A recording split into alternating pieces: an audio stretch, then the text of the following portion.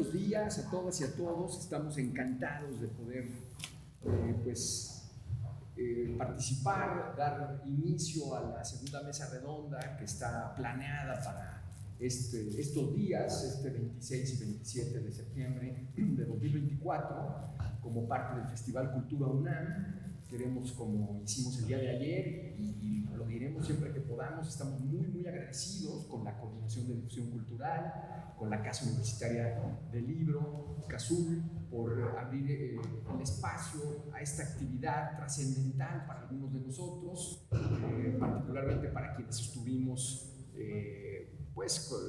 hicimos la revista Viceversa entre noviembre de 1992 y mayo de 2001. Aparecieron durante ese tiempo 96 números de la revista, una revista que primero fue bimestral a lo largo de su primer año, el primer año de su andadura, y a partir de la trascendental fecha de enero de 1994, cuando tantas cosas pasaron, el 1 de enero de 1994, la revista adoptó justamente ese mes la periodicidad mensual, y mensualmente apareció hasta su cierre, ya lo decía yo, en mayo de 2001.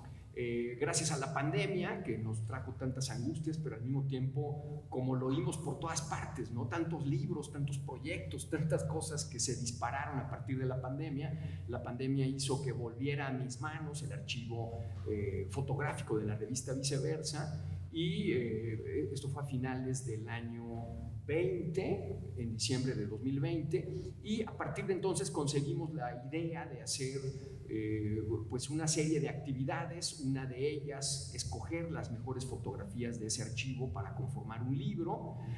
Cuando terminamos ese trabajo, decidimos donar, cosa que para nosotros fue muy importante, y creo que es importante para el pasado, pero también el presente en términos de estudios históricos, y para el futuro.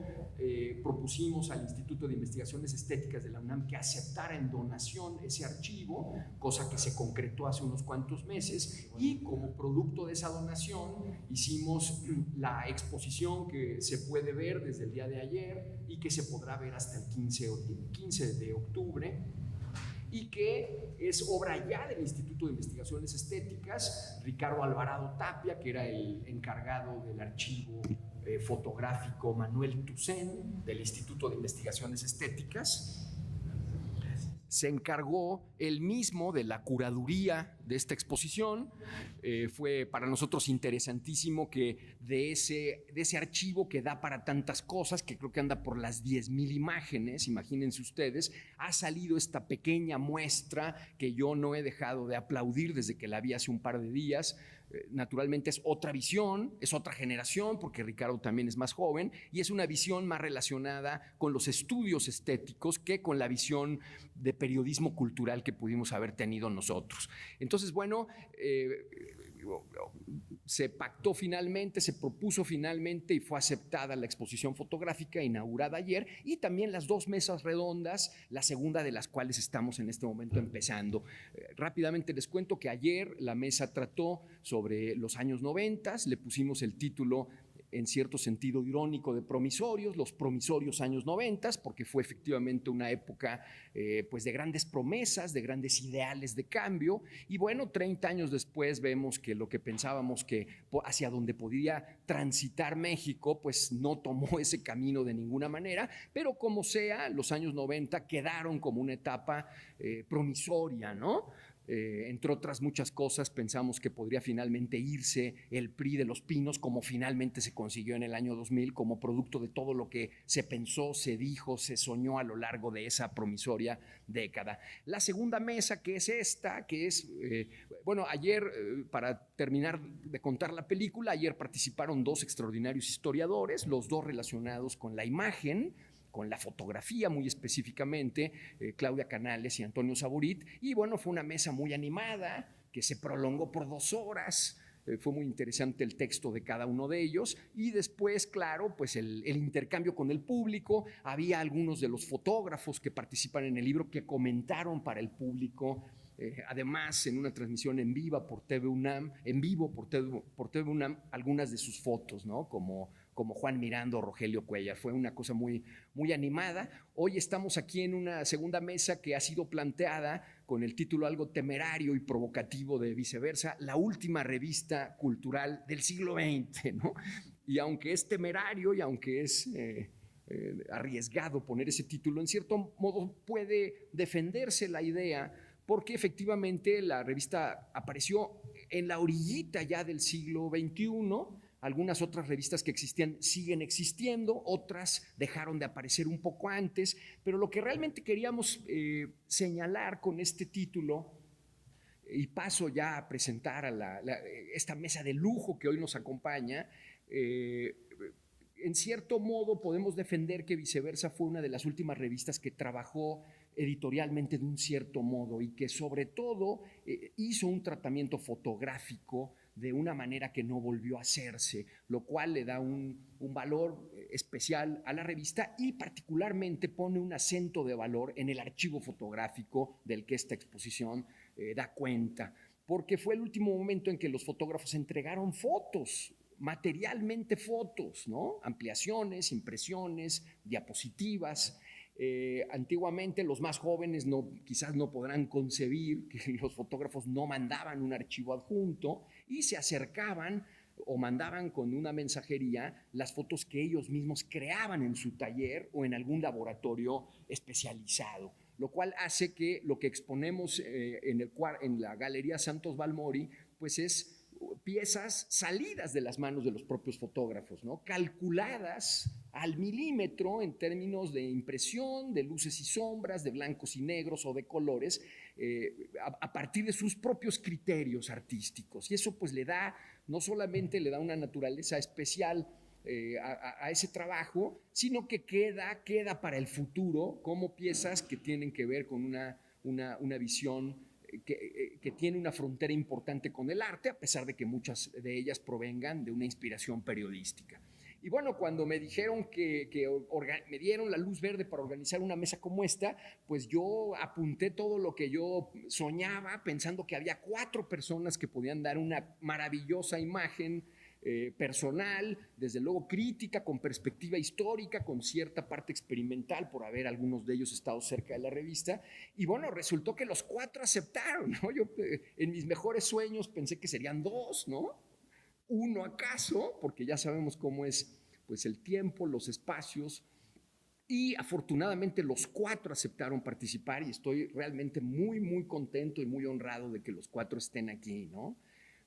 No sé si ya a lo mejor digo un poco algo por encima y ya me callo para siempre, porque pues aquí quien tiene que hablar son ellos. A mi derecha está Eliana Rodríguez, que es una prestigiosa académica de la universidad que ha dado clases en el Colegio de San Luis, experta en narrativa, en novelística y en cuentística del siglo XIX, que entre otras cosas ha trabajado la relación entre la prensa y la literatura y las publicaciones literarias y culturales del siglo XIX, y por lo tanto me parecía que la visión que Ileana podía aportar, pues no la puedo aportar más que ella, ¿no? Desde el lado de la academia, pero al mismo tiempo con los ojos puestos en el pasado, pero muy en el presente, como me consta que hace Ileana, ¿no? Creo que ella nos puede ofrecer una perspectiva histórica especialmente interesante. Luego sigue Alfredo Narváez, que es una de las pocas personas que sigo al milímetro todo lo que publica en Twitter, porque tiene una visión sumamente crítica, sumamente equilibrada, muy informada. Él es antropólogo de formación y pues él es el que me ha hecho especialmente sensible a eso que él llama el presentismo, ¿no? La idea de este vicio de la época de querer juzgar el pasado a partir de lo que pensamos y sentimos el día de hoy, que pues distorsiona nuestra visión del pasado, pero sobre todo distorsiona nuestra visión del presente. Es un hombre que él mismo describe lo que hace como una especie de constructor imaginario de futuros, y entonces eso hace que su trabajo con respecto al pasado y al futuro, a lo que ve como futuro, me parece que hace que su lectura sea particularmente rica de lo que estamos viviendo. Él fue un colaborador muy frecuente de Viceversa, además estaba muy cercano a pues, Roberto Max, a Fernanda Solórzano, a Mónica Brown, que para mí constituyeron la etapa de oro, de más estabilidad y de más años de la revista Viceversa. Después sigue Cristina Fessler, que bueno, pues Cristina casi no necesita presentación, ¿no? Todavía ayer decíamos que acaba de inaugurar una maravillosa exposición sobre Joy Laville y Jorge Ibargüengoitia en la ciudad de León, en el complejo bicentenario de la ciudad guanajuatense. Y bueno, pues Cristina fue la que prácticamente desde el número 4, 5, 6 de la revista tomó a su cargo la sección de moda, que fue pues la sección quizás más exitosa de la revista, donde a través de eso, todo el instrumental de moda y toda una cauda importante de fotógrafos especializados en ese género de fotografía hizo una reflexión y una crítica dura, a veces irónica, muy divertida, siempre muy hermosa a la realidad, ¿no? Una sección que pronto bautizamos como Fuera de Moda, ¿no? De Modé. La sección se llamaba De Modé y se prolongó desde el número 5, 6, quizás 7, con la foto esa de Ofelia Medina disfrazada de bandera, un trabajo que hizo con imágenes de Adolfo Pérez Butrón a partir de la iconografía de la lotería con la que jugamos. Y pues ella fue pues, un personaje absolutamente esencial de la imagen que dimos de Viceversa y particularmente del trabajo fotográfico. Así que también, Cristina, así como le digo a Eliana y Alfredo, gracias por estar aquí para compartirnos tus recuerdos y tu visión. Y por último, me fui como... pues Alejandro Magallanes, ¿no? Que es pues, uno de los diseñadores gráficos pues, trascendentales de los últimos años en México. Él ha creado un estilo absolutamente único, solo suyo, influyente, que reconocemos de inmediato, que tiene que ver con la frescura, con la movilidad, muy apegado a la literatura. Las letras son una de las grandes pasiones de su obra. Él mismo es poeta, un poeta sumamente interesante, quizás no tan apreciado en México porque aquí somos muy tradicionales en muchas cosas y la visión poética mexicana es muy estrecha, pero él se sale de eso. Se nota desde lejos que ahí está también el poeta Alejandro Magallanes y me parece que es muy importante la visión que él puede tener, ¿no? Como artista visual, como poeta y como diseñador sobre una revista que puso el empeño en el acento del diseño como parte de su lenguaje. Así que no sé, se me ocurre a lo mejor en ese mismo orden darles la palabra. Realmente estoy muy contento y muy agradecido de que estén ustedes aquí. Seguramente va a ser una mesa sumamente rica, profunda, estoy seguro que hasta divertida. Así que bueno, pues adelante, si quieres tú empezar, querida Ileana. Gracias de verdad por...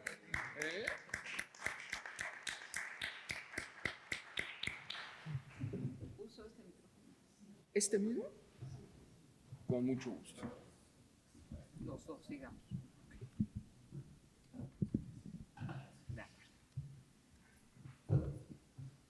Bueno, gracias por la presentación y empiezo. Le escribí un texto bastante breve, pero tampoco quiero cansarlos.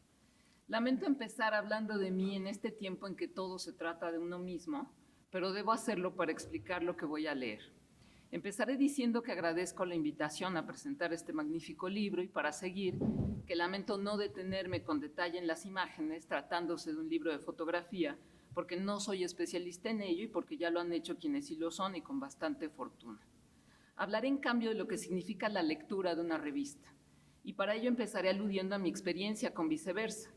Gracias a la generosidad de mi querida amiga Mónica Brown, pude publicar en Viceversa con un enorme orgullo 2 textos. Uno en el que hacía un recorrido por la revista Vuelta y otro una entrevista a Sergio Pitol. Se trataba de los primeros ensayos que yo escribía para publicar y desde luego de la única entrevista que he hecho y que haré en toda mi vida. Mis textos fueron marcadamente académicos, lo reconozco. Carecían de la soltura y de la gracia de la escritura en una revista cultural. Me temo que esta presentación también lo sea. Eso no sería importante si no admitiera que no recuerdo mis artículos con especial cariño, pero sí las fotografías que acompañaron a la entrevista, una de las cuales aparece en el libro, elogiadas de manera muy entusiasta por Sergio Pitol, cosa que no hizo a propósito de la entrevista, por cierto. Ahora bien, llevo varios años dedicada a estudiar la prensa periódica del siglo XIX y a conjeturar respecto de políticas editoriales y prácticas lectoras a partir de la sintaxis de estas publicaciones. Desde luego he dado mis paseos por el siglo XX y conozco y he acudido a la imprescindible colección facsimilar de revistas literarias de la primera mitad del siglo que publicó el Fondo de Cultura Económica a instancias, si no me equivoco, de José Luis Martínez. Estos materiales suelen ser oro molido para los que analizamos publicaciones periódicas porque nos permiten llevar a cabo una lectura ciertamente extraña, la del periódico de ayer. El acercamiento a estos impresos en el momento de su publicación se ve afectado por muchos fenómenos, entre ellos uno que se relaciona con su naturaleza, el tiempo. La práctica discontinua de lectura es connatural a las publicaciones periódicas de gran variedad de contenido y cuyo propósito es atraer la atención del lector con múltiples recursos. Como bien señala Nick Louis, especialista en el estudio de revistas culturales, la lectura que nosotros hacemos es necesariamente distinta a la de sus contemporáneos, pues la nuestra es intensiva, es decir, solemos leerlas de manera total, detallada y o especializada, ya que contamos con la colección completa del impreso y por lo tanto disponemos de otro tiempo, mientras que la de ellos, la de los contemporáneos, fue extensiva. Esto es fragmentaria, inconexa, placentera, porque dependía del ritmo de salida de la publicación, del tiempo que podían dedicar al impreso y de los intereses propios. ¿Cómo aprovecharía, me pregunto, un estudioso un libro como este si dentro de 50 o más años quisiera hacer un examen de la revista? Por lo pronto tendría que saber que Viceversa ofreció 96 entregas de 1992 a 2001, por lo que su vida cubrió la última década del siglo XX. Esto es el final del gobierno de Carlos Salinas de Gortari, todo el sexenio de Ernesto Zedillo Ponce de León y los primeros años de Vicente Fox Quesada. 3 sexenios que para los que los vivimos y para los que ahora sufrimos sus consecuencias, fueron decisivos para este país. El director y fundador de Viceversa, Fernando Fernández, le relataría en su texto introductorio, 5 cajas negras, que decidió reunir en imágenes y no en textos, esto es importante, la historia de la que se llama en este ciclo la última revista cultural del siglo XX para armar un libro. La construcción de la memoria constituye siempre, lo sabemos, una ficción, y Fernández ofrece con este volumen una sintaxis visual de Viceversa, siendo la fotografía, por cierto, uno de los intereses de la revista, entre los que se hallaban hechos, cultura, ideas y estilo, como rezaba el subtítulo del impreso. Es decir, se trata de una revista, objeto efímero, que pasó a convertirse en libro, objeto estable, definitivo si se quiere, y que fijó su memoria en lo visual. ¿Cómo leer esta visualidad en otro tiempo y en otro soporte? Dice Beatriz Arlo, crítica argentina notable y de quien voy a tomar algunas ideas adelante para tratar de responder a mis dudas, que las revistas, a diferencia de los libros, se conjugan en tiempo presente. Una revista, sostiene, solo tiene sentido si está conectada con aquello que le es estrictamente contemporáneo. Pero no nos asustemos, es precisamente esa vinculación con el presente la que le permite, y regreso a Sarlo, seguir significando algo en el futuro. Lo que interesa de una revista, que debería ser fundamentalmente su conexión con el presente y su voluntad de experimentación, es decir, la hipótesis continua, la duda y el ensayo, es, y no puedo dejar Sarlo, lo que tiene para decir y contradecir. Y en Viceversa, la palabra misma significa justamente eso, un orden invertido, es decir, contrario. La imagen está al mismo nivel que lo escrito y sus variaciones en todos los niveles son notables en el volumen. Además, la heterogeneidad de su selección nos obliga a leerlas discontinuamente, justamente como en una revista. Así, este volumen postula de modo definitivo, porque es un libro, una de las muchas lecturas de Viceversa, y lo hace precisamente desde un sitio inusual, sobre todo respecto de lo que señalé al inicio. No se trata de una edición facsimilar ni de la reproducción de una antología de su contenido escritural. Lo que propone es construir, lo dije antes, una sintaxis visual. Y por sintaxis digo puesta en página, tipo de letra, ubicación del texto y la imagen, en resumen la política de la revista, que no abandona lo verbal, y esto también interesa. Fernández hace que las imágenes cobren sentido con sus textos, nos invita a entrar y a salir del libro.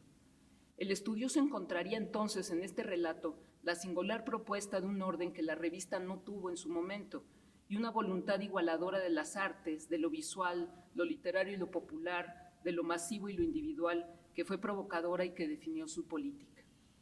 Siempre pensamos que somos los primeros en experimentar la modernidad Y es verdad que ahora nos dolemos porque las redes sociales parecen haber colocado lo visual por encima de lo verbal, pero históricamente la vista es uno de los sentidos más privilegiados. El dominio de lo visual, llamado en algún momento oculocentrismo, ha sido incluso objeto de alarma.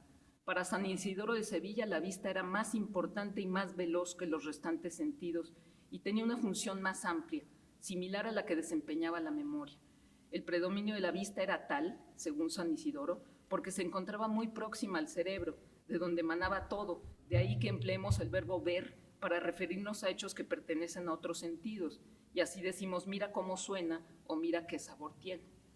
Sebastián de Covarrubias, por su parte, sostenía algo muy similar a San Isidoro respecto del imperio de la vista. Algunas veces llamamos ver, dice, lo que es propio de otro sentido, como estando en un aposento cerrado y corriendo las canales decimos, ¿no veis cómo llueve? Algunas veces se toma el ver por entender, como si dijésemos, ¿no habéis visto lo que habéis hecho? Proverbios como ojos que no ven, corazón que no llora, o ver para creer, revelan otra vez para Covarrubias, y pensemos después también para María Moliner, el peso de la vista y su alcance en la cultura. Y Peter Burke, por último, afirmaba que los historiadores de las fuentes visuales sostenían que ellas les permitían imaginar el pasado de un modo más vivo. Y me parece que eso es lo que hace justamente este volumen, en consonancia de manera sorprendentemente actual con el oculocentrismo que suponemos nuevo.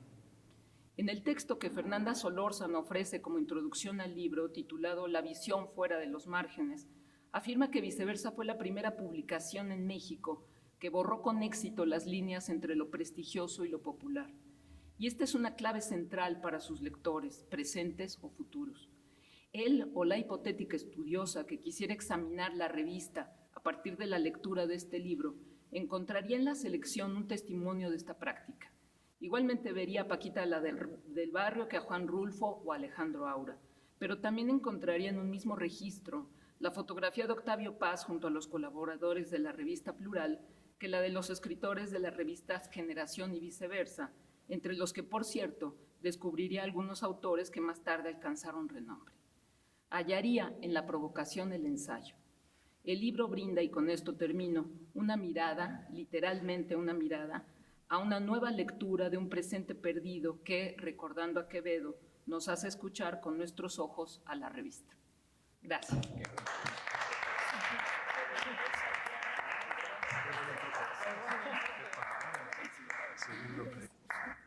Muchísimas gracias, Ileana. Creo que sí, ¿verdad? Ese y el tuyo. Muchas gracias. Pues primero que nada, muchas gracias por la invitación a Fernando. Y sí, soy antropólogo, son las campanas. Y eso me da pie a decir que los rituales importan. O sea, y recordar es un ritual. O sea, la memoria forma parte de los rituales. Nos actualizan, como diría Joseph Campbell, actualizan la eternidad, los rituales, ¿no? Y eso es un ritual, de alguna forma, ¿no? Entonces, gracias por estar aquí. Y voy a leer un texto personal, muy personal, que escribí sobre la revista, mi experiencia con la revista, que se llama Canarios de Minas Meméticos. En la vida hay misterios. No sé muy bien cómo empecé a escribir en Viceversa. No lo recuerdo bien. Solo sé que empecé a hacerlo. Algo recuerdo. Fernando Fernández tenía una revista muy inusual, como una gran fiesta. Y aparte Viceversa siempre hizo muy buenas fiestas, ¿no? Hay que recordarlo eso muy bien. Y siempre fue generoso anfitrión en estas fiestas y en su revista. Y en esta fiesta habitaban personajes singulares, orgullosos de serlo, y que siguen siendo orgullosos de serlo, desde los editores a los colaboradores. Viceversa sigue siendo una revista singular, extraña, porque a pesar de las décadas que han transcurrido, hoy en México no existe una revista tan libre como esa. Ya no hay algo así. Y es que los tiempos de los 2020 son algo, a mi visión personal, oscuros. Y no solo es por la pandemia y por la guerra en Ucrania. A la distancia, los 90 fueron subestimados, creo yo. No sabíamos mucho que vivíamos una edad dorada, por así decirlo. Iniciaba de forma masiva algo llamado Internet. La colonia Condesa, en la Ciudad de México, despertó de un sueño de Cenicienta. La radio capitalina vibraba con la música y voces de WFM y Radioactivo, por ejemplo. Pero además, Viceversa entendió bien su rol. Es el escaparate del enorme cambio social de esa década. Por sus páginas desfilaron textos y fotografías del movimiento zapatista, el orgullo de la diversidad sexual, el uso de drogas, pero además de los debates entre los miembros de la élite intelectual mexicana que empezaba a perder su monopolio narrativo. Me acerqué a la órbita del universo de Viceversa gracias a que en esa década era estudiante universitario de comunicación en la Universidad Iberoamericana de la Ciudad de México. Muchos miembros de la conspiración éramos estudiantes de jesuitas. Éramos jóvenes voraces lectores y irónicos y críticos con la escena cultural dominante. Algunos judíos, otros católicos, todos liberales, pero aparte de nuestras ganas de leer todo, también amábamos escribir. Mónica Brown escribía poesía, Fernando Solórzano, crítica de cine, Roberto Max, hoy conocido como Max Sam, escribía entrevistas con Miguel Bosé y filósofos textos de opinión. También tuve la fortuna de compartir páginas con David Miklos, Andrea Malé, Jorge Estrade, hoy conocidos protagonistas de la vida cultural mexicana. Entonces, principiantes, entusiastas estudiantes, compartíamos pasillos y a veces no nos conocíamos en persona en la universidad, pero coincidíamos en las páginas de Viceversa y sus legendarias fiestas. Algún crítico podría decir que Viceversa, haciendo una injusta observación presentista de los 2020, una revista editada y escrita por jóvenes privilegiados, blancos chilangos, que solo trataba sobre letras, moda, fiestas y raves. Y tendría parte de razón. Sí, jóvenes sí éramos, y todo lo demás también. Pero también éramos unos acérrimos debatientes de toda certidumbre del México de los 90s. No era común entonces que una revista, fuera del establishment de Proceso y Nexos, pusiera en jaque todas las categorías de la realidad social mexicana. No hacíamos burla, y tampoco éramos jueces, pero sí éramos irónicos. Nos gustaba debatir, poner las vacas sagradas nerviosas. Pero si éramos nerviosas, le propuse a Viceversa una travesura riesgosa y me aceptaron. Hacer la lista de los 10 mexicanos que más influyen en los mexicanos. Como amante yo de las listas y viendo la efervescencia de la cultura mexicana en esos días, hice la lista con el apoyo de mi querida Débora Chinillo. También estaban en esa lista Carmen Aristegui, Gis Trino, de una muy influyente universidad privada y conocida como el ITAM, ¿no? Y una banda llamada Bronco. También incluimos a los líderes del CEU y a Tito Vasconcelos. Se publicó en mayo de 1996 y la respuesta fue inmediata. Más que repudio, había reclamos. Muchos querían estar en la lista y no estaban. Eso nos mostró que el experimento Viceversa estaba funcionando. Si hay un negocio riesgoso hoy en día es el mundo editorial. Después de la extraña muerte de Viceversa, también se fueron muchas revistas y publicaciones periódicas mexicanas de gran calidad. Hoja Santa, Hoja por Hoja, La Tempestad, Día 7, Folio, Generación, Replicante, Paréntesis, Wow, Celeste, Código, Milenio, Cuaderno Salmón, Este País, todas revistas excelentes. Muchos colaboradores empezaron a escribir en Viceversa o eran amigos de la misma. Hay pocas revistas que edita el gobierno mexicano, pero tristemente el gobierno de la 4T asesinó a la siempre hermosa Ciencia y Desarrollo, que editaba el CONACYT. La enorme editorial Televisa cerró varios títulos. La debacle editorial no solo ocurrió en México. Varias revistas estadounidenses de los 90 también desaparecieron, como Details, Mundo 2000, Buzzworm, George, Seed, Udne. Pero alguien que ama tanto las revistas como yo, toda esa apocalipsis editorial fue muy doloroso. Para la icónica Time fue sacada del imperio Time Warner y vendida, vaya ironía, a una empresa de software. Quizá la única que ha sobrevivido mejor es Condé Nast, porque ha logrado adaptarse a los nuevos tiempos. Cuando surgió MTV en el 81, el primer video que se transmitió fue de The Buggles y se llamaba Video Killed the Radio Star. Pero no lo hizo, la radio sigue. Es todavía un gran negocio. Y recientemente reencarnó con el poder de los podcasts. Muchas revistas y periódicos se han reinventado y son un éxito en línea. El Internet ha sido una gran fuerza desestabilizadora para la industria, pero también un catalizador creativo. Extraño mucho el preguntar a los expertos de Tower Records por cierta revista o disco, pero la variedad de discos y libros que encuentro en Amazon o Spotify también es mucho más vasta. Una revista que se fundó el mismo año que Viceversa fue Wired, que empezó en marzo del 93. En su número de 25 aniversario, octubre de 2018, Luis Rossetto, fundador de la revista, con Jane Metcalf, dice: cuando lanzamos Wired, fuimos acusados de ser muy optimistas. Abracé eso como un timbre de honor. La revolución digital que está reinventando todo, y eso era bueno. 25 años después, ese optimismo ya no está justificado. Es necesario. Si queremos un mejor futuro para nuestros niños, necesitamos creer que el futuro será mejor. Y el optimismo hoy no solamente está justificado, es una estrategia para vivir. Aunque no concuerdo con todo con el tecnoutopismo de Rossetto, concuerdo con él como alguien que trabaja en diseño de futuros, que sin optimismo no hubiéramos sobrevivido a la última glaciación como especie. Y sin optimismo no sobreviviremos al cambio climático que viene.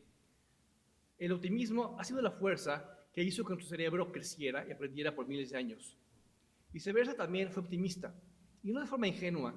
México era y sigue siendo un laberinto de soledades. Por eso mismo, éramos diabólicamente optimistas. Solo criticando el establishment cultural podremos intentar moverlo un poco, y en nuestro modo lo logramos. Recuerdo claramente el primer número que compré, el de la entrevista con Sor Juana. En la misma portada, Héctor Aguilar Camín responde a su decisión de entonces de dejar la dirección de Nexos. Se abdica de un trono. ¿Cuál es el mío?, preguntaba él.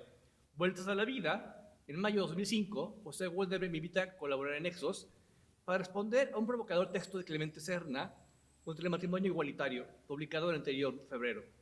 Realizaba entonces la maestría en estudios de género en el Colegio de México, comparando las políticas de diversidad sexual de Fox y López Obrador. El primero resultó mucho más liberal, Fox.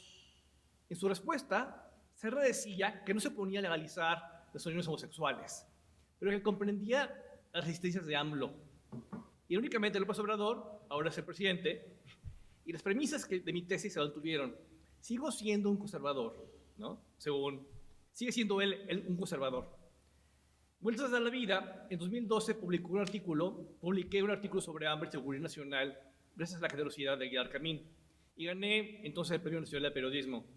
Nada fue casual, quizás mi interés por debatir con Serna. En el 96 publiqué en Viceversa un artículo pionero entonces en México a favor del derecho a casarse con quien uno quisiera. Viceversa fue una gran escuela de muchos talentos. El provocador Max se hizo reconocido escritor de novela, la ordenada Mónica es editora, la observadora Fernanda, famosa crítica de cine, pero tres colaboradores crecimos con ellos.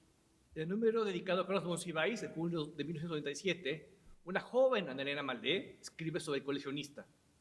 En 2022 montó la primera exposición de diseño en el MUAC, un museo entonces que no existía en la UNAM, y logró que empezara la primera colección de diseño en un museo público de México. David Miklos, en noviembre del 95, escribía sobre política, y en 2022 es el exitoso editor de Istor y defensor de la educación pública de calidad en un momento que está siendo asediada.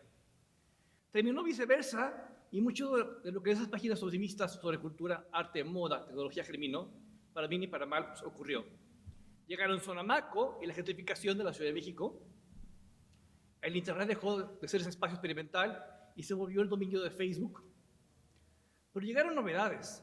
El celular dejó de ser un cohete de élite a volverse la gran tecnología personal del inicio del siglo XXI. El video domina ahora todo, pero se venden también más libros que nunca. Los derechos LGBT pasaron de ser tema chilango o movimiento nacional, aunque la violencia en el tema no termina. En muchos aspectos, el México de 2023 será mejor que el 1993, ¿no? Pero en muchos aspectos mucho peor. La cercanía comercial con Estados Unidos y Canadá nos ha dado productos más baratos, tiendas como Costco, dicho que Michoacán exporta más aguacates que nunca, pero a la vez nos hemos llenado de armas y el crimen organizado no solamente domina el comercio de drogas, sino que cobra derecho de piso el comercio de aguacates y de casi todo el país. La violencia creció y se convirtió en tragedia histórica, como en el caso de los 43 estudiantes desaparecidos. El hartazgo llegó con el voto masivo contra el cinismo de siempre, con el triunfo de algo llamado izquierda en 2018, pero creo yo caímos en una trampa. El candidato que se vendió este antisistema, pacifista, por la paz, el medio ambiente, los movimientos sociales. Cuando subió al poder, se mudó a Palacio Nacional y abrazó como nunca el poder centralista de la presidencia y abrazó la guerra, megaproyectos y cosidas y atacó diario a la prensa. Viceversa fue optimista porque no solo era una revista chilanga o mexicana, era cosmopolita. Ni de izquierdas, como un conservador jacobín, o capitalista como la hipercomercial Square. Quizá por eso su temprana defunción, pero era muy cosmopolita. Nos interesaba la crisis ecológica. Mi primera portada en la revista fue sobre ese tema. Y los otros 100 más influyentes del mundo, en el fin de milenio, mi segunda portada. Nos interesaba la política, pero también la moda, la política de drogas, el hip hop de control machete. Pero para nosotros no había alta ni baja cultura. Quizá como muchos en los 90 cometimos el error de creernos irónicos post-ideologías. Nos gustaba Massive Attack y Café Tacuba. Y nos daba risa que Sam Morse pidiera poner plástico al número sobre sexo de marzo del 97. En julio del 99 publiqué un texto que no sería sobre lo que me dedico ahora, a entender el futuro. Fue ilustrado por el gran artista visual y admirado Egmont Contreras. Comentaba entonces yo, ¿dónde está el futuro? William Gibson, el escritor de esa ficción, dice que el futuro ya está aquí, pero está mal distribuido. Entonces, ¿quién lo tiene? Preguntaba yo. Si algo enseña esta época de polarización actual, es que quien diga que es el futuro, no lo es. Más cuando huele a rancio nacionalismo patriarcal con olor olivo. Creo que en general el proyecto optimista y viceversa sigue vigente, pero creo que hay algo que subestimo y preocupa ya que lo veo crecer. Al final de su texto sobre la comunidad judía mexicana, el número de agosto del 96, Mónica Abraham afirma que la relatividad, estabilidad y bajo perfil del antisemitismo en México ha favorecido el desarrollo de la colectividad judía y la permanencia de su identidad, sin que por ello los judíos mexicanos dejen de tener en común con el resto de nuestros compatriotas precisamente eso, su discutible mexicanidad. El optimismo de los 90 choca con el México de este momento, creo yo. ¿Cómo interpretar a un presidente que llama hitleriano a un ciudadano públicamente conocido por la comunidad judía solo porque no concuerda con él? ¿Cómo interpretar que en Twitter los tropos retóricos antisemitas sean comunes en los troles de la 4T? Hace poco un profesor mío, simpatizante del gobierno, cierta universidad privada, jesuita, me preguntaba en una clase que qué prefería yo, ir a un campo de concentración o ir a una conferencia mañanera del presidente. Lo normal se está volviendo normal. Viceversa fue un cadero de minas, que durante algunos años se atrevió a ver la realidad mexicana comentando lo nuevo, lo distinto, lo fuera de lugar. Si Viceversa aún se publicara en 2024, creo reportaría existe antisemitismo en México, sin duda. Claudia Lodmitz comentaba en su libro El antisemitismo y la ideología de la Revolución Mexicana, Fondo de Cultura 2010, que el odio de los científicos por parte del porfirismo fue un tropo antisemita de la época. Sirvió para consolidar un principio que había llegado a ser el precepto fundamental y ambiguo de la politiquería revolucionaria, un México para los mexicanos. Recuerdo que en 2020, Paco Ignacio Taibo II, hijo de migrantes, aconsejó a Enrique Krause dejar el país. Y claro, eso no era una amenaza. Que el director de la mayor y más reconocida editorial del Estado mexicano le diga a un reconocido escritor judío mexicano que se vaya de México no es normal. Lomnitz prosigue en su texto. Dicho sin rodeos, el antisemitismo moderno fue una piedra fundamental en el edificio del nacionalismo revolucionario mexicano. Estas actitudes y políticas hacia los extranjeros, hacia el cosmopolitismo, la influencia extranjera y la corrupción, fue todo infectado por él.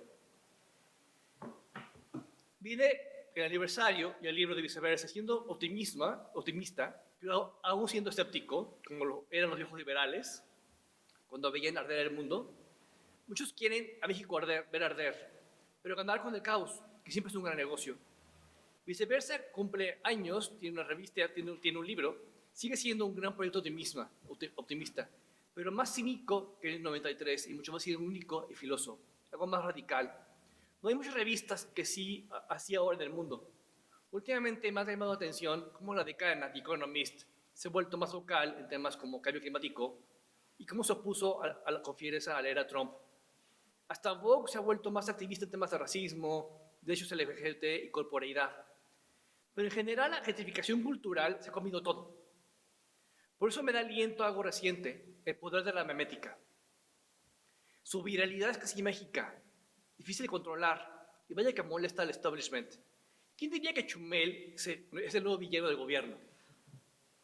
Viceversa significa un movimiento de ida y vuelta, un tipo de glitch, de gato negro de la Matrix. La memética es eso, rizomática, polisémica, no lineal como la vida misma. Bienvenido sea el poder memético del futuro. Si el video no mató The Radio Star, el neofascismo no podrá con la memética. Desespera su sentido del humor, la narrativa de múltiple, el sentido de ida y vuelta. Gracias.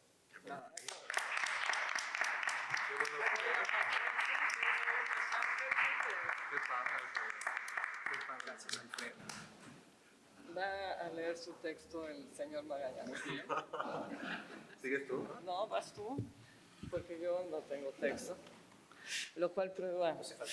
Exacto. Bueno, qué increíbles textos han leído. O sea, yo le decía a Fernando que estaba pues como muy nervioso de la presentación porque yo la verdad no hablo tan bien y entonces bueno, pero como justo Fernando comenzó esta presentación, bueno, pues tenemos que hablar primero de él, ¿no? Que es un poeta, un editor,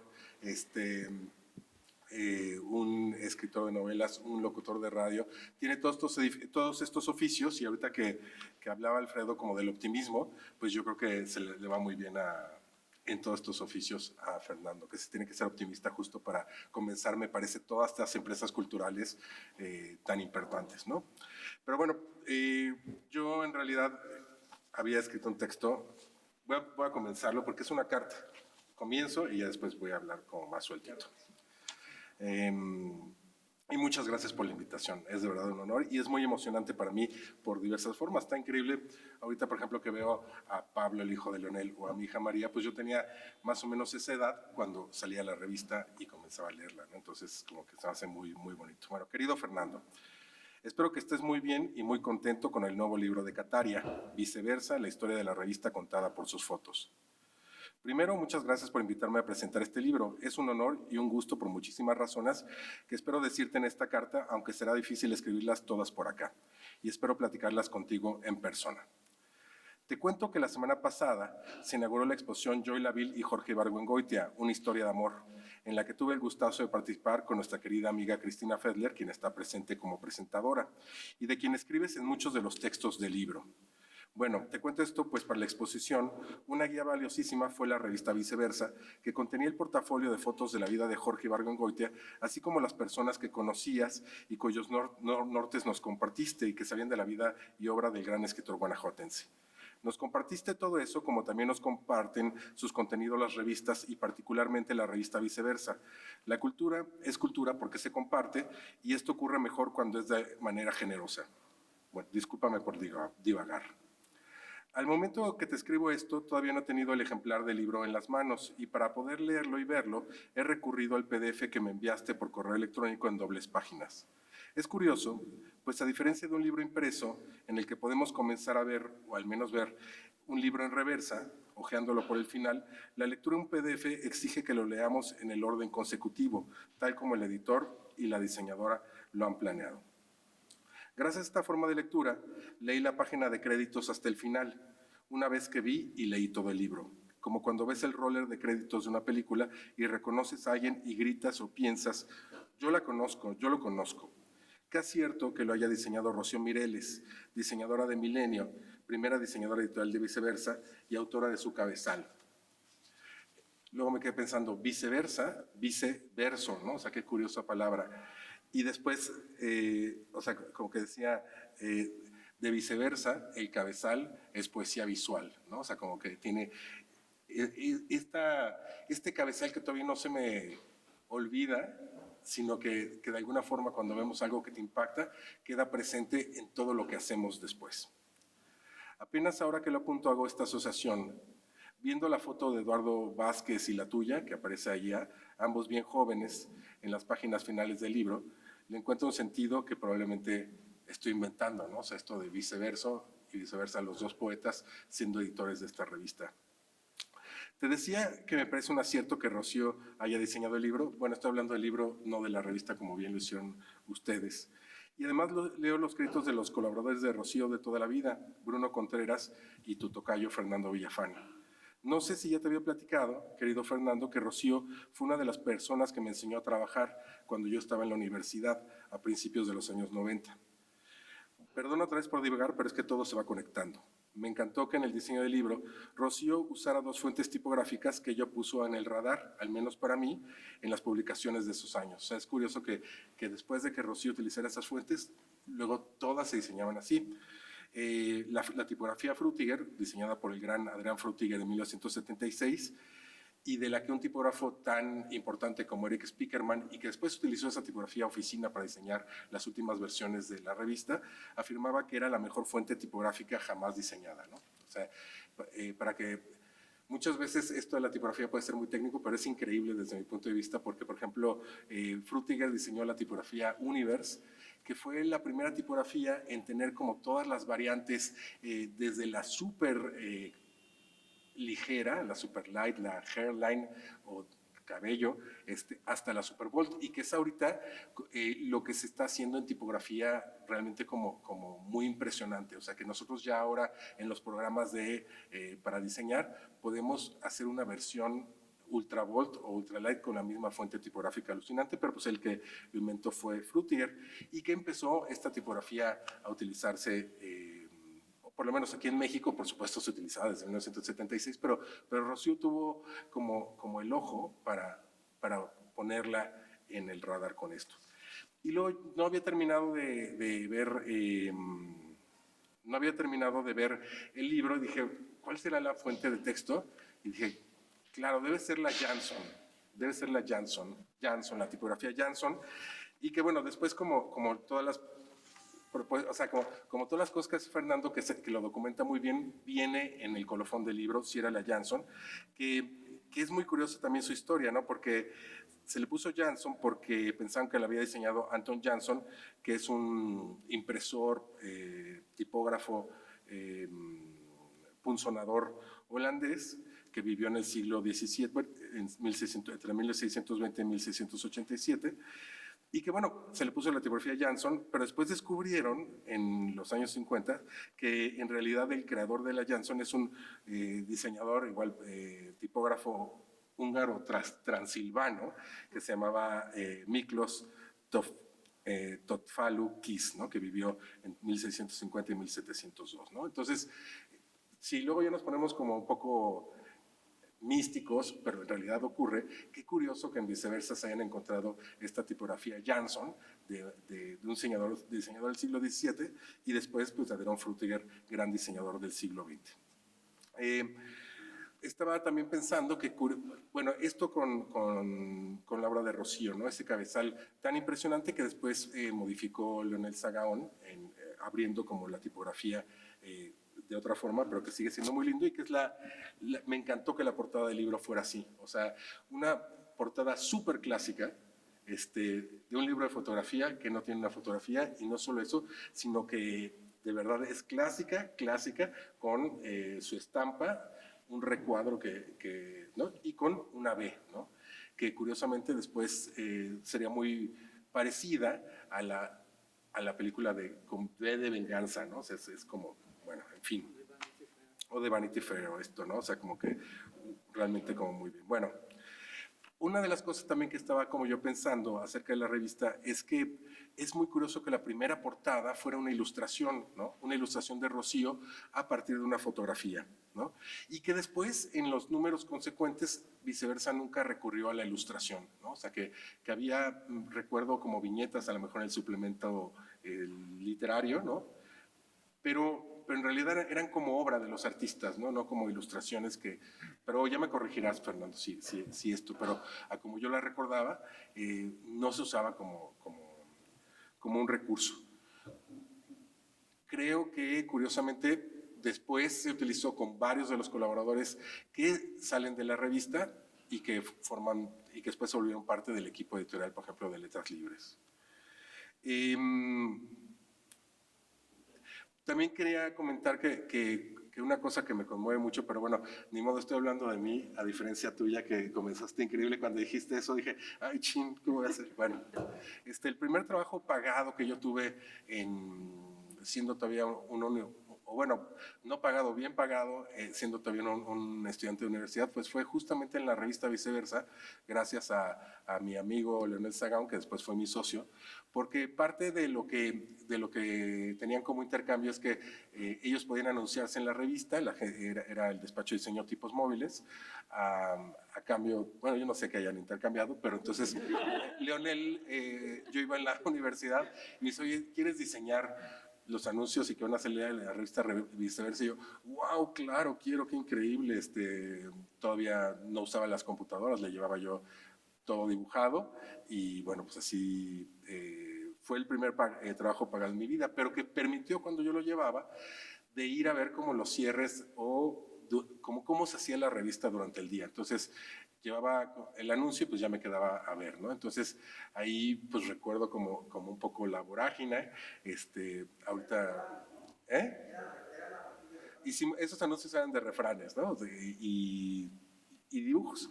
Pero bueno, pues estaban Eduardo Vázquez, Fernando trabajando con Leonel y con Maru, haciendo como todo esto. Yo había conocido, por ejemplo, gracias a la revista, Leonel le da como un cambio en la tipografía, empieza a utilizar las tipografías que entonces eran una novedad de Migré, ¿no? Entonces empezó a utilizar letras como Matrix, ¿no? Las primeras tipografías digitales en los 90s y que se empezaron a aplicar, ¿no? Leonel, pues para todos nosotros, para nuestra generación, era como aparte de que nos hacía caso, pues nos enseñaba a usar la computadora y todo esto. Entonces nos enseñaba los cromalines, todo eso muy, muy, muy emocionante y viendo como el cierre, ¿no? Ahí fue también que vi las primeras de Modé, ¿no? Que después, que yo no conocía, ahorita les decía a Cristina y Leonel si se habían conocido en esa época y pues no, o sea, realmente todo era como Cristina entregaba a los editores y los editores al diseñador. Pero pues ahora Cristina, que somos tan buenos amigos desde hace ya muchos años, como que me lo imagino y me emociona.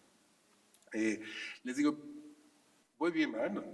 ¿Sí? Pues estupendo. No va, no va, bueno, les digo que yo era como, en ese sentido, pues lector de la revista. A nosotros como jóvenes siempre queríamos hacer revistas, ¿no? Entonces, todas las revistas que encontrábamos, ¿no?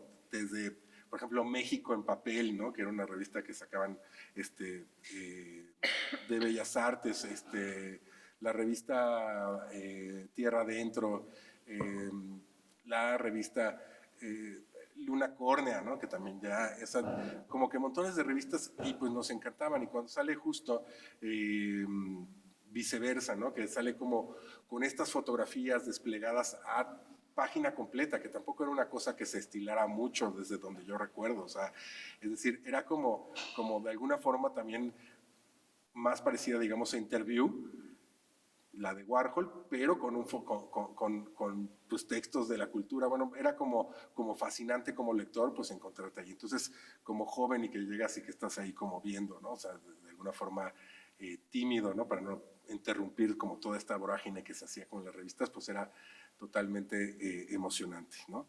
Después ya, poquito después, me tocó, les digo, como decía aquí, trabajar con Rocío, que había comenzado, por ejemplo, la revista Poliéster, que también me parece una revista como tan importante, y pensaba, bueno, qué cosas tan increíbles han diseñado. Bueno, les decía como de libro, Fernando, ¿no? Editor, locutor, poeta, bloguero, me parece que también es como súper importante, que ha sido de las personas que desde que se inventó el blog no ha dejado de aportar textos interesantísimos cada semana y en el peor de los casos cada 15 días cuando se va de vacaciones, ¿no? Y que son todos textos como muy claros, informados, amenos, y me refiero a los del libro, sobre los artículos y sobre las fotografías, algo que me impresiona mucho del trabajo de Fernando como escritor en el blog y también como editor de este libro, es que siempre se pregunta qué, cómo, cuándo, dónde, por qué y para qué. Y todo eso lo explica en un párrafo acerca de las fotografías. Y justo como comentaba Alfredo, bueno, fotografías desde los conflictos sociales, o sea, porque sí es importantísimo decir que somos una generación que creció con el zapatismo, la moda, con estas interesantísimas fotografías de Adolfo Pérez Butrón. Cuando estaba viendo el libro, pensaba que qué importante esta fotografía de él, de un hombre y una mujer besándose con un cubrebocas, que así como también fue la película La Ley de Herodes o como fueron las canciones de Café Tacuba, me parece que esas imágenes cambiaron, por lo menos en mí, la forma de ver nuestro país y la problemática, o sea, como que hasta me emociona, me dan como ganas de llorar, o sea, de acordarme de eso. Bueno, no lo voy a hacer, hija, no te preocupes. Y bueno, otra cosa que había anotado aquí, y que bueno, que me parece alucinante, ya lo leerán en el libro, no va a ser ningún spoiler, pero es increíble cómo regresó el archivo a Fernando, ¿no? Y ahorita pues me resulta más emocionante que lo hayas donado a la UNAM para que mucha gente lo pueda estudiar, pero en sí mismo es como una historia de ficción, ¿no? Y hablando como de toda, de cómo ocurrió esa cosa. Yo pensaba cuando leía ese texto como en este cursilísimo texto que dice, ¿no? Si amas a alguien, déjalo libre, etcétera. Y bueno, pues volvió a ti el archivo, estuvo increíble, sí te amaba, ¿no? Entonces, qué padre que lo hayas como ahorita compartido con ellos. El texto de Fernanda Solórzano es divertidísimo, o sea, habla como desde el interior de la revista y pues todo lo que significaba. No lo voy a relatar porque ella lo hace como súper bien, pero me recordó que yo también, ahora en las clases que les doy a la juventud que toma clases conmigo, les digo, oigan, bueno, esto es un cassette, y ya se los enseño, y bueno, se ríen porque claro, ellos ya lo reconocen como cosa retro, ¿no? Pero les digo, no, pues es que aquí nosotros grabábamos del radio las canciones que nos gustaban y hacíamos compilaciones increíbles. Y los enrollabas con una pluma Bic. Bueno, me gusta también el libro porque, a pesar de que en algunos de los textos yo alcanzo a distinguir como algo de nostalgia, o sea, algo de nostalgia como por toda esta época, me parece que no habla desde la tristeza. Y ahorita que hablaba Alfredo como justo del optimismo, que yo lo entiendo de repente mucho como alegría, cuando terminé de ver el libro, o sea, que esto es totalmente subjetivo, o sea, yo me quedé como súper feliz, súper contento, súper alegre, o sea, como decir, bueno, vivimos como esto, pero según yo es tan interesante para los ojos de los jóvenes, ya nos dirán después, ¿no? O sea, si leyendo los textos, viendo estas personalidades, lo que ocurría en el país, resuena en lo que son ahora, ¿no? Para mí, eso. Una cosa increíble también en el libro es que todos los fotógrafos tienen cabida, ¿no? Desde los que después hicieron una carrera más comercial o que comenzaban como en eso, los fotoreporteros y los artistas, y la mezcla de géneros, ¿no? Que también me parece increíble que de repente propusieran a los fotógrafos hacer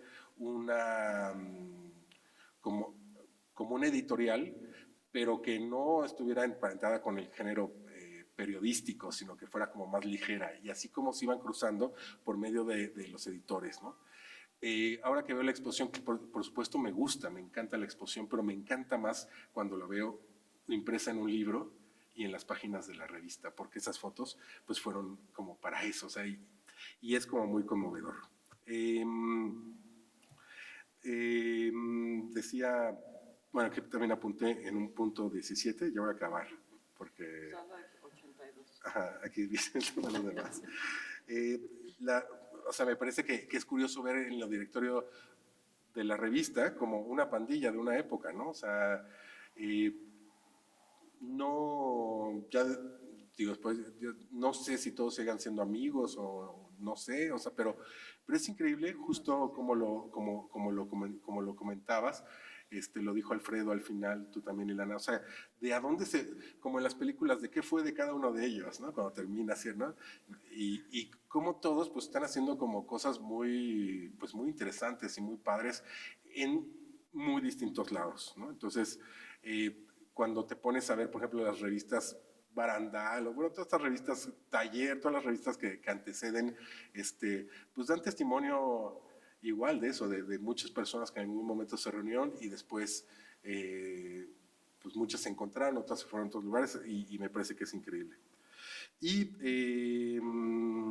pues nada, el libro también pues quedó muy bonito, está impreso en un papel cuché para que la reproducción de las fotografías fuera impecable.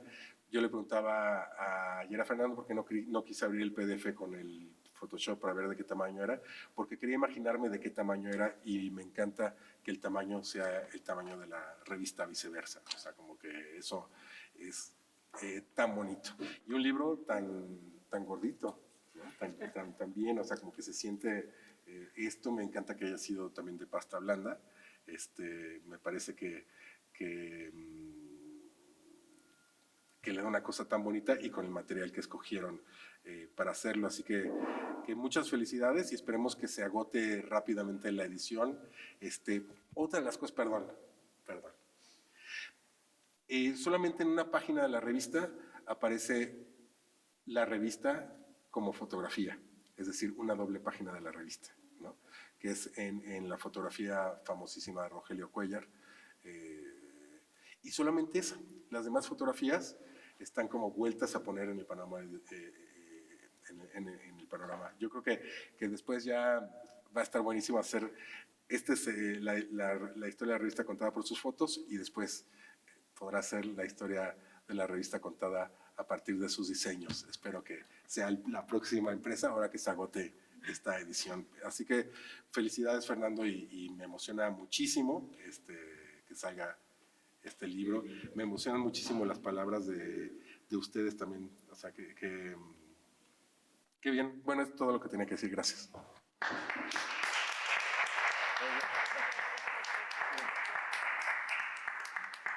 Muchísimas gracias, Alejandro. Muchísimas gracias. Gracias. Mucho que comentar, pero bueno. Comentemos. Yo soy buenísima. Yo nada más vine aquí a acompañar.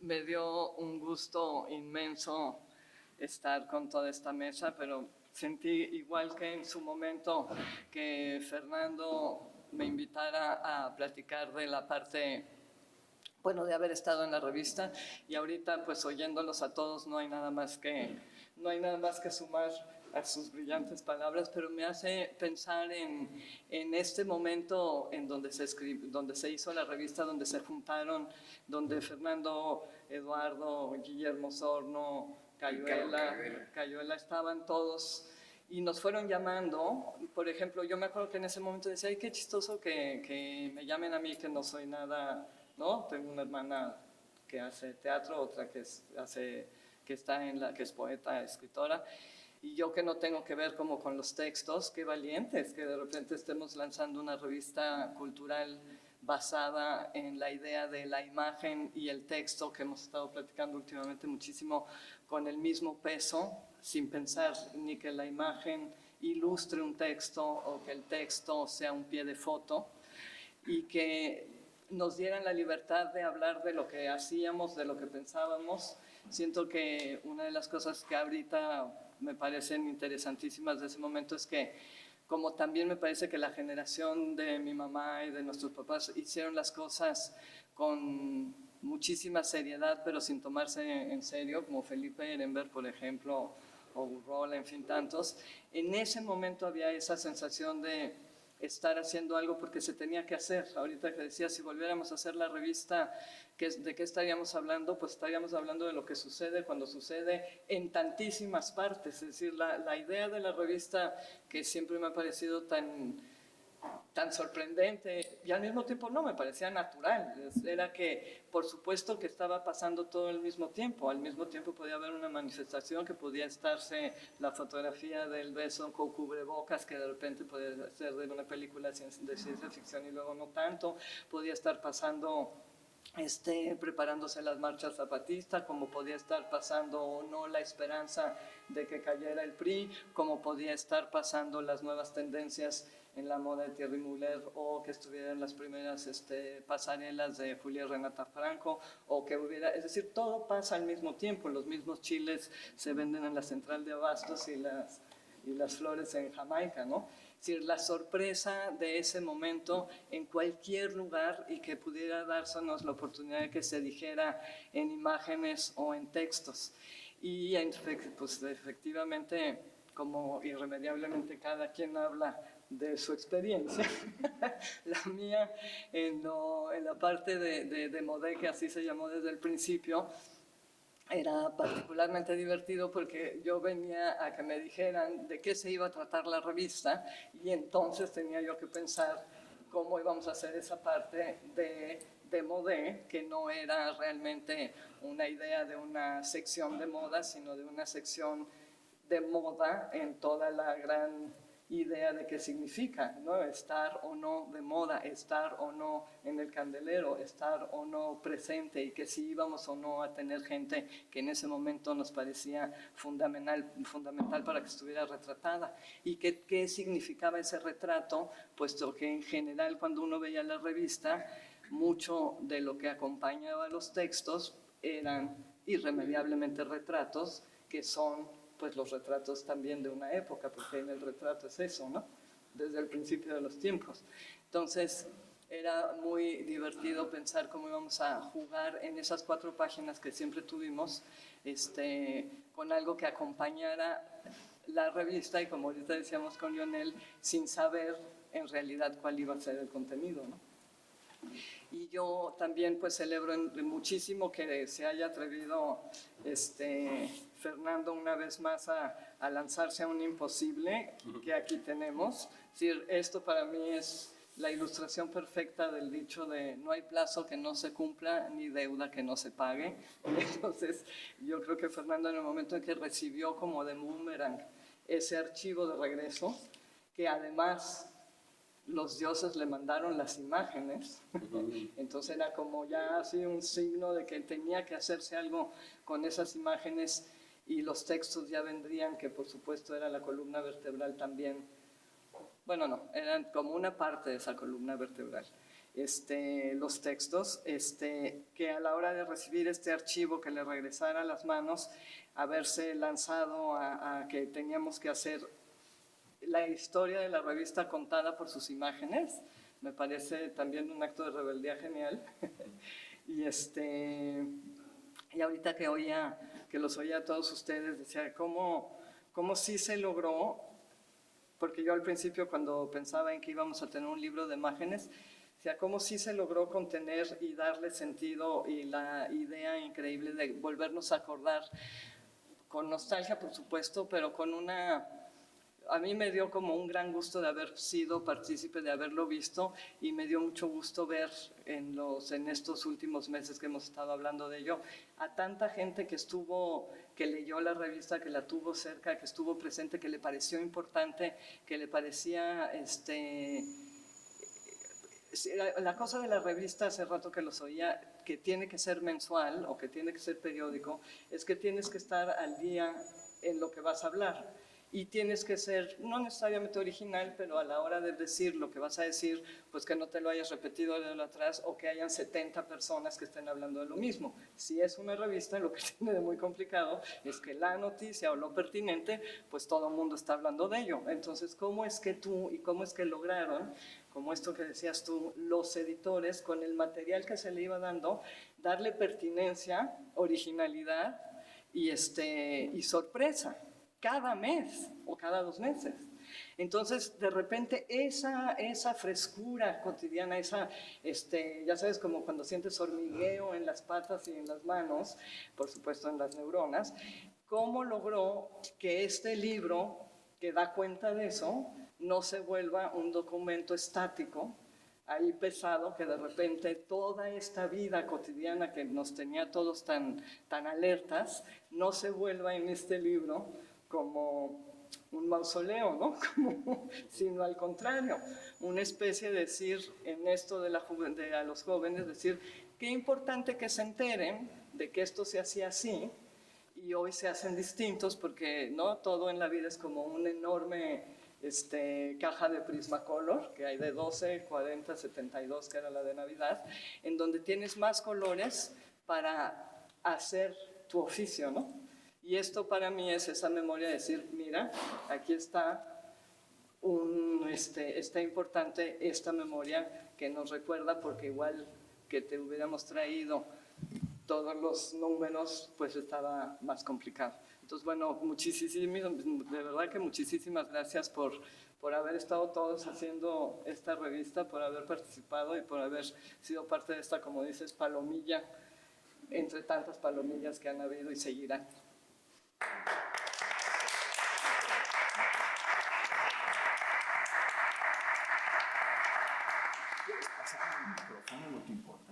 Al contrario. Solo el negro, creo, ¿verdad? Sí, negrito. Ah, el Bueno, de, pues, el de qué cosa tan bonita, qué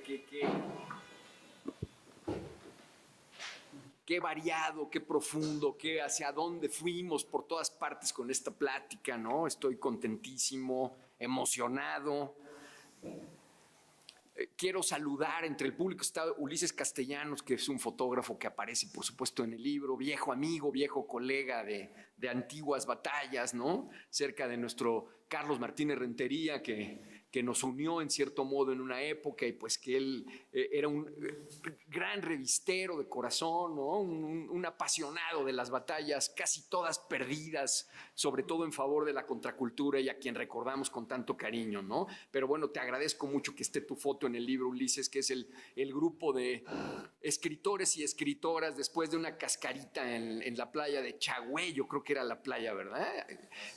En el archivo están tus fotos con tu firma, con una tinta ahí brillante, muy, muy padre, como las... Había un poco la idea de tratar de reproducir de algunas fotos ciertos rastros dejados por los autores, ¿no? Por ejemplo, en la foto, en el gran retrato de Marilyn Manson, que abre el libro, que, bueno, porque es Aceves, es la letra A, es el fotógrafo que abre el libro, ¿no?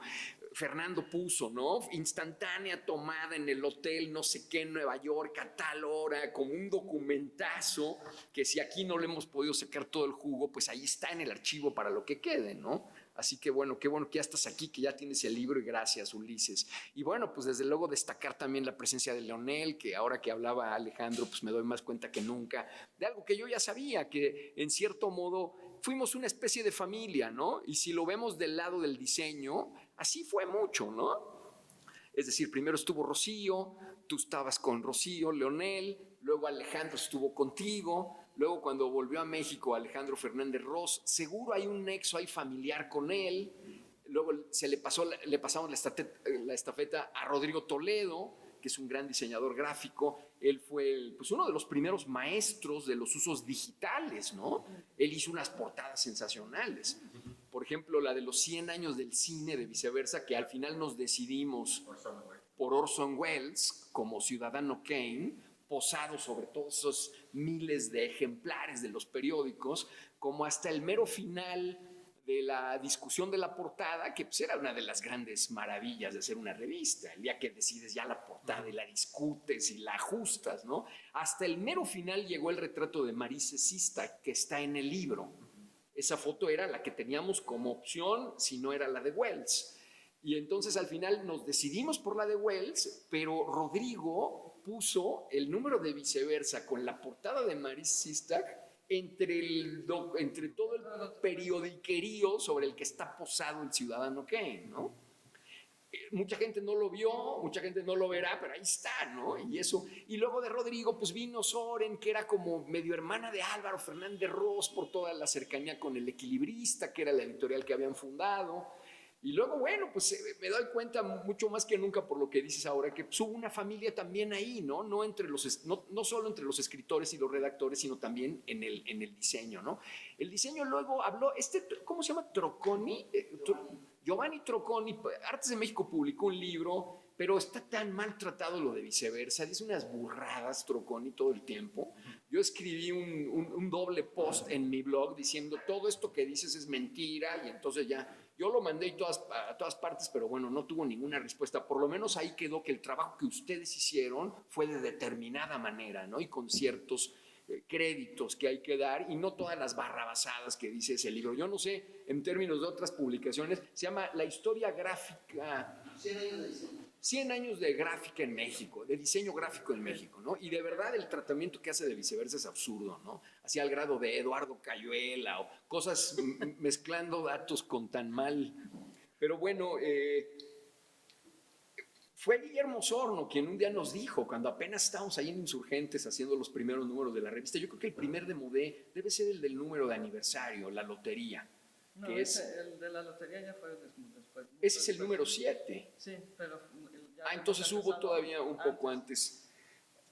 dice Cristina, eran 4 páginas. No, era lo que tú trajeras. A veces eran 6, luego eran 7, luego eran 2, y era maravilloso trabajar contigo porque era un mundo totalmente ajeno de nosotros, el de la moda, ¿no? Y tú pues, conocías a todos, ¿no?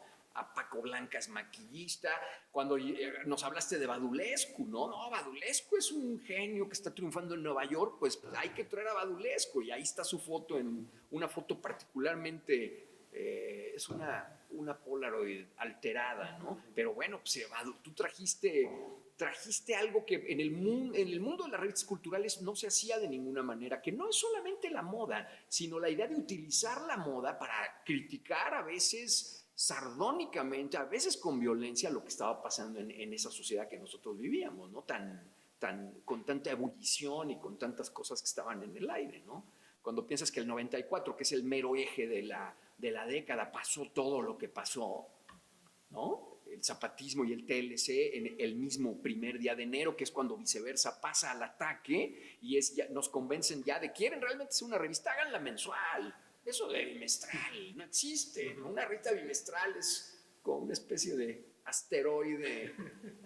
En cambio, la mensualidad, ahí ya entras a la militancia periodística y económica y financiera, y ahí fue cuando realmente empezamos a hacer la revista, cuando México cambió. Y luego, bueno, pues los magnicidios, lo de Colosio, que fue brutal, ¿no? Impensado para la generación que estaba ahí, y todo lo que luego vino, ¿no?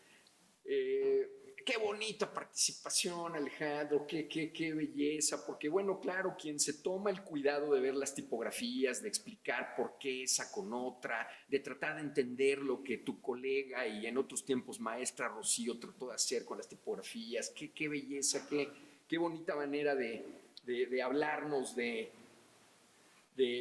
una publicación, ¿no? Porque quienes estamos en esto, Eliana, por ejemplo, tan señaladamente, pues esa parte enriquece la lectura de las cosas, porque es la naturaleza misma de una publicación, ¿no? Cómo armas la caja, quién trajo esa tipografía, por qué se usó de esta manera, y las combinaciones que se hacen, ¿no? Cuando dices que no encuentras tristeza en el libro, estoy totalmente de acuerdo contigo. Yo creo que es un libro alegre, pretende ser alegre, porque a mí cuando me preguntan, oye, pero ¿cómo te relacionas con el pasado? ¿Esto qué es el pasado para ti? Yo digo, no, esto es el futuro, acaba de salir. Este libro es lo que va a venir a partir de ahora, ¿no?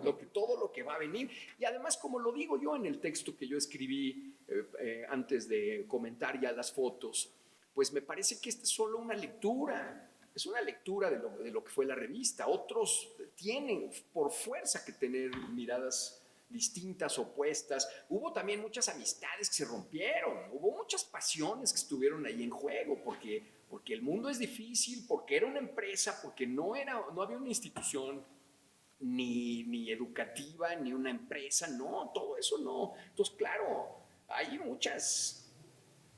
Pienso en el libro ese de Batis, ¿no? De lo que Cuadernos del Viento nos dejó, ¿no? Que es una crónica de una revista que él dirigió llamada Cuadernos del Viento. Y pues hay muchas otras cosas que contar, ¿no? Y yo de ninguna manera quiero ser soy solamente el director fundador, pero ese es un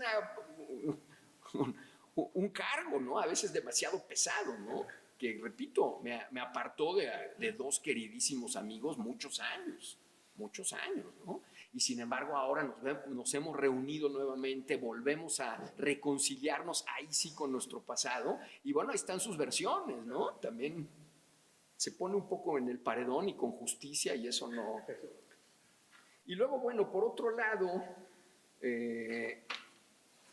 pues Alfredo, gracias, me parece que era importante hoy, por lo que está pasando en México, como lo fue antes, cuando también proyectaste tu lectura de lo que pasaba entonces, esta visión que tienes tú, ¿no? Que es transversal, que atraviesa el tiempo. Creo que era importantísimo que este brillante texto, que además ya lo escribiste hace pues ya muchos meses, ya apareció en la revista del Colegio de México, en la revista, ¿se sigue llamando? ¿Es Diálogos? Diálogos. En la revista Diálogos, ese texto ya está publicado, se puede conseguir. Pues me parece que haces una lectura ahí muy te agradezco desde luego el que digas que participar en este tipo de ritos. Yo también, conforme me voy haciendo viejo, me doy más cuenta que si no pone una piedra blanca en los días afortunados y deja de ponerla si no lo son, ¿no? Qué bonito cuando dices que los ritos son importantes, citando a Campbell, porque actualizan la eternidad, ¿no? Y sí, si hay algo en el mundo editorial que está hecho de tiempo, son las revistas, ¿no? Son tiempo las revistas, ¿no? Porque, precisamente porque corre el reloj, es que tienes que cerrar el número y tomar decisiones definitivas en esa manera de hacer las revistas. Hoy ya no, yo he seguido viviendo de hacer revistas, ¿no? Hice muchos años el de la Orquesta de Minería, Codlivet, ahora hago la revista Liber, que dirige Sergio Vela, para Grupo Salinas, y es una belleza, porque te hablan y te dicen, oye, una errata en... ¿Cuál errata? ¿No? En un segundo la corriges y todo se modifica, y es decir, hacer revistas para internet, incluso si es un PDF que se cuelga, en 5 minutos corriges cualquier cosa. Aquí no. En aquellas revistas que nosotros hacíamos caía la imprenta definitivamente, no había manera de defenderse, ni de, es decir, No, sí, lo que hacíamos era... Perdón, pero sí, el próximo mes. Eso no pasa en un libro. Claro, tienes razón. Es decir, Pero yo lo del creo que próximo... esa, ¿cómo se dice? Cotidianidad. Lo del próximo mes es también algo vago, ¿no? Es algo que es como de nuestros abuelos, ¿no? El próximo mes corregimos. No, en el mundo que vivimos, aun cuando nos libremos del presentismo, todo ocurre en el instante, ¿no? Recuerdo mucho esa lista que preparó Alfredo sobre los 90 personajes más influyentes en México en los 90s. Y sí, estaba Tito Vasconcelos, ¿y quién más dijiste? Y estaba... Bronco, Elitam, Trino y Gis, Bueno, pero se dieron el lujo de no poner a Carlos Slim. No estaba Carlos Slim. ¿No? Y entonces yo que tenía, mi principal anunciante era el Grupo Carso, se acordarán ustedes, ¿no? Teníamos Teléfonos de México, Telcel, Sección Amarilla, a través de la agencia de publicidad Carlos Alarraqui, precisamente a quien tú mencionaste. Entonces no estaba Slim, ¿no? Y dije, no distribuyan ese número entre los anunciantes, porque se nos va a caer el numerito, ¿no? Pero sí, por supuesto. Ese número de Viceversa, yo creo que fue bastante, ya me acerco al final, desde luego, no sin comentar tu bellísima participación, Ileana, pero sí me gustaría comentar rápidamente que esta portada que tú, cuando pusimos en portada, cuando Aguilar Camín le dejó la dirección a su hermano Luis Miguel Aguilar, gran amigo nuestro, un gran poeta, y pusimos en la portada, porque no sé quién le hizo una crítica a Aguilar Camín, la verdad es que no lo recuerdo, eso lo tengo borrado, pero no creo que haya sido una buena portada haber puesto en portada esa declaración de esa naturaleza de Aguilar Camín, cuando en ese número de esa portada, como bien recuerdas, dedicada a Sor Juana, hicimos un ejercicio tan bonito que un día habría que recuperarlo a manera de libro. Entrevistamos a Sor Juana. Yo hice una serie de 10 preguntas, localicé a los 10 principales sorjuanólogos de México y les pedí que respondieran cada pregunta como si fueran Sor Juana. ¿Es verdad que murió usted de peste? ¿Es verdad que se contagió atendiendo a sus hermanas que estaban enfermas? Una pregunta de las 10. Es tan bonito ese ejercicio. Y preferimos sacar a Aguilar Camín, es decir, a veces el presentismo equivocado, pues... Esa portada es preciosa, ¿eh? Esa portada es muy bonita. Sacamos la Sor Juana del billete de 100 pesos. Sí. Yo no quedé tan contento, no me parece que la reproducción de la Sor Juana haya quedado como me hubiera gustado. Y luego ahí la frase de ese momento, que pues no, pero bueno. Pero te hace eso recordarla más. No, sí, bueno, es que eso nos permite que Alfredo la traiga a cuento y entonces hablemos de ella, ¿no? Quizás yo como editor no quedé satisfecho con la portada, pero ahí está, ¿no? No siempre al tener que hacer una y otra portada a lo largo de 9 años, no siempre atinas, ¿no? Pero ¿qué tal la portada de María Sabina? ¿Qué tal? O la portada del momento mismo en el que Scherer sale de Excelsior, en esa foto maravillosa de Aarón Sánchez, ¿no? Que me parece una obra maestra del periodismo político. Decíamos ¿no? lo del retrato de Scherer, ¿no? También. Está increíble. Ustedes se acuerdan, Scherer no había fotos de él, ni información, mayormente no había información. Y de repente salimos a la calle con un close-up brutal de Julio Scherer, un gran retrato de Rogelio Cuellar, ¿no? Ese, por cierto, no quedó en el archivo, ese retratazo. ¿No? No. Ese es el número 11. Fíjense qué cosa. Ese número apareció cuando acababa de ser asesinado Colosio. Si el número de Scherer, que fue la apuesta periodístico-política cultural más agresiva de la primera fase de la historia de Viceversa, salió en abril de 1994. Cuando acababan de matar a Colosio, salimos con un gran elogio del gran periodista de oposición, ¿no? Pues, ¿qué decir de tu texto, Eliana? Me parece qué bella disquisición sobre el acto de ver, sobre la imagen. Porque fíjate que yo siempre defiendo que si la revista se volvió muy, muy visual, si la revista tuvo las imágenes y particularmente las fotos como parte esencial de su discurso, yo siempre he defendido que es porque la empezamos a hacer gentes ya de los años 60, ¿no? Los editores, casi todos escritores. En la etapa en la que estuvo Alfredo ya más bien eran gente que venía de la Ibero, pero originalmente era de la Escuela de Antropología, de la Facultad de Filosofía y Letras, que luego nos fuimos amalgamando.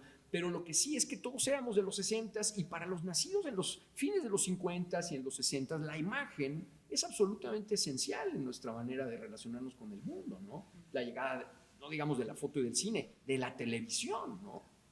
Pero esta reflexión que haces, que me saca nuevamente del presente y me hace ver que, bueno, esa ha sido una preocupación vista con enorme claridad desde pues, Isidoro de Sevilla, ¿en qué siglo vivió?